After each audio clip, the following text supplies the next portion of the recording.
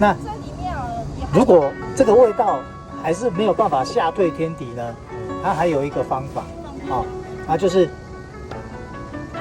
某些竹节虫它身体还会有翅膀，好翅膀哦。我还以为它要像蜥一样断尾求生，懂吗？哎，好漂亮哎！也会啊，它会把自己的脚放弃，因为它的脚可以哪只脚啊？它的脚可以再生，所以有些比较大只的它会把那个脚弄断。那你看它现在还能够承受住你这样子弄它，所以它还没有感受到威胁性。对它觉得被玩。所以是很